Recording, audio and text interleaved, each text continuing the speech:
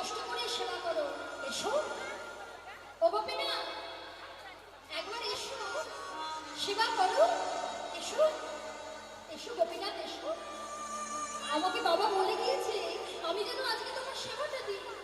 আজকে যদি তুমি সেবা না করো আমার বাবা যে আমায় খুব বলবে। গোপীনা, তুমি এসো, সেবা করো। কিন্তু সাড়া দিচ্ছে না। আমরাও তো সেবা দিই, তাই না বাবা? কেহ মাটির বিগ্রহে সেবা দিই, কেহ পিতলের বিগ্রহে সেবা দিই, কেহ কাষ্ঠ বিগ্রহে সেবা দিই, কেহ পাথরের বিগ্রহে সেবা দিই। শাস্ত্র বলছে হোক সে মাটি, মাটি মনে করলে হবে না। হোক সে কাষ্ঠের বিগ্রহ, কাঠ ভাবলে হবে না।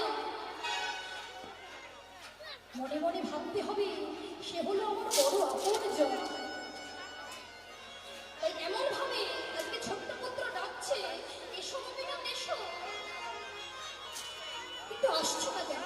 প্রত্যেকদিন বাবা সেবা দেয়, প্রত্যেকদিন গোপীনাথ আসে, কিন্তু আজকে আসছে না কেন? চিন্তা করছে। চিন্তা করতে করতে ওই যে গোপীনাথের হাতে তো বাঁশি আছে, চিন্তা করছো তাই তো। হাতে বাঁশি থাকলে কি সেবা করতে পারে নাকি? হাতের থেকে বাঁশিটা নিচে নামিয়ে রেখেছে। এসো, এবার এসো। গোপীনাথ, তুমি আসছো না কেন? এসো গোপীনাথ এসো।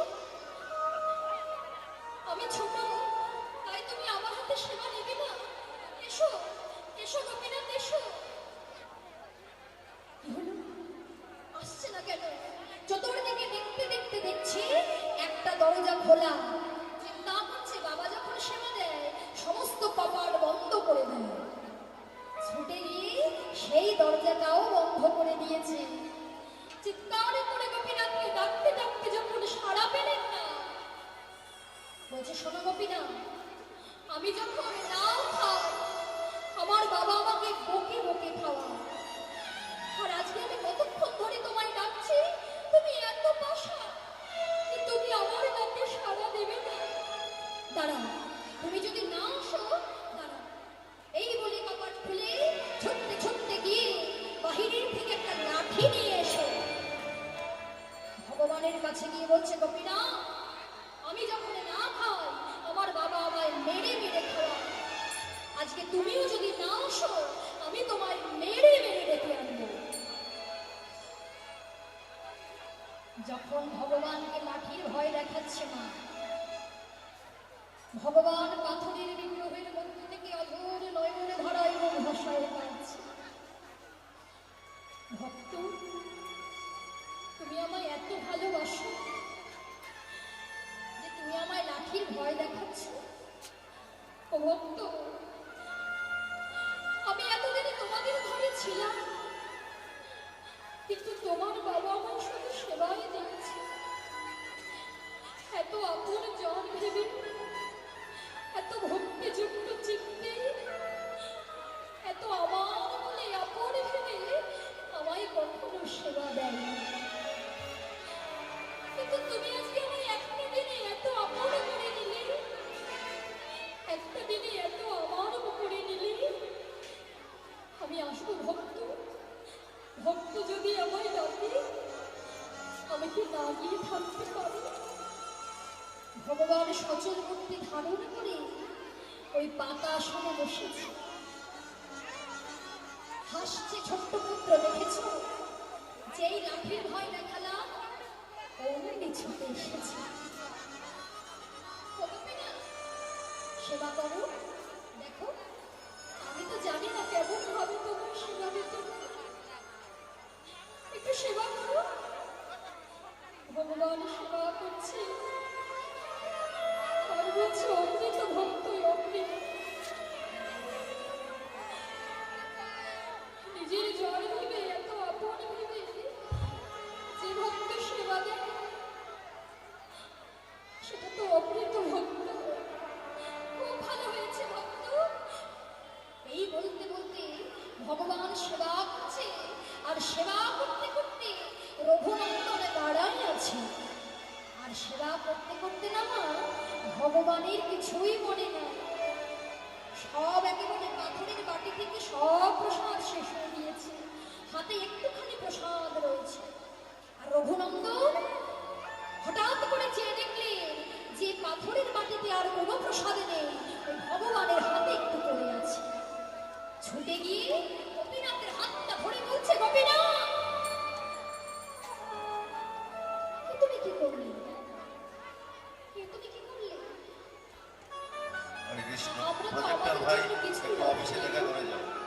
জেন্টলম্যান।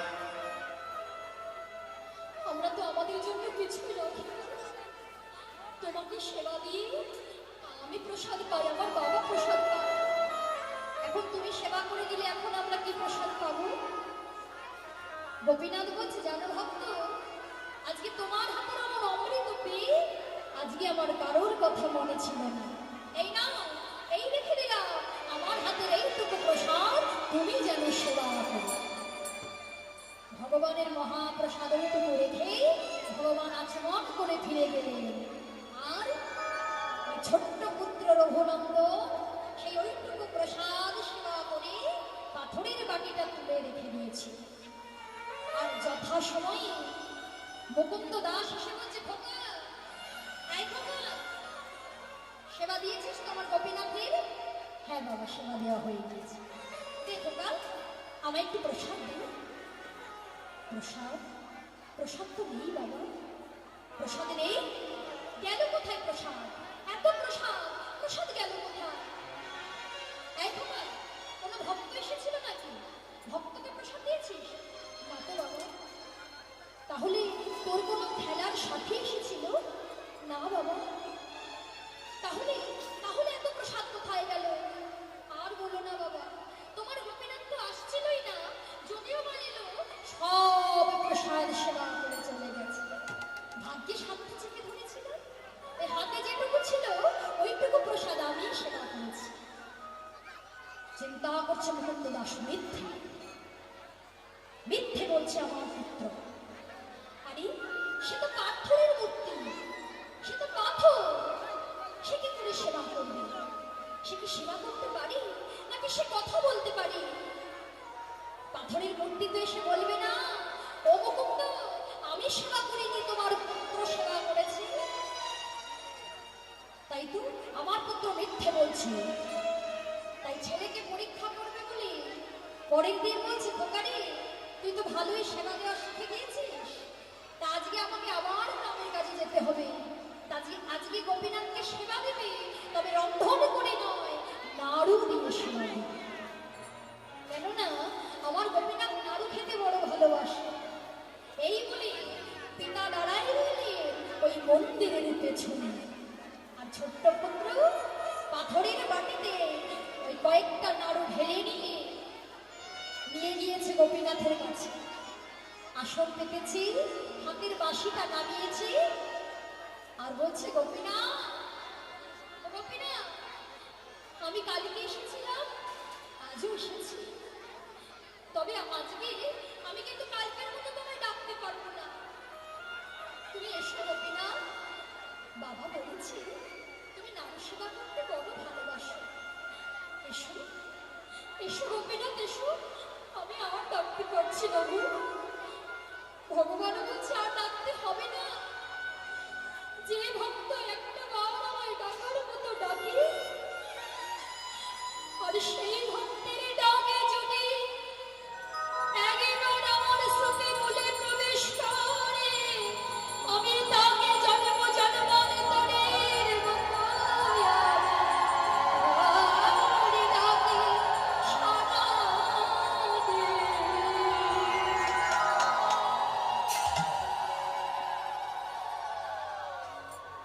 একবার ডাকার মতো ডাকতে হবে। আমি আসছি ভক্ত। এই বলে সজল মূর্তি ধারণ করে পাতাসনে বসেছে। ও ভক্ত, তুমি আমার জন্য নাড়ু তৈরি করেছো?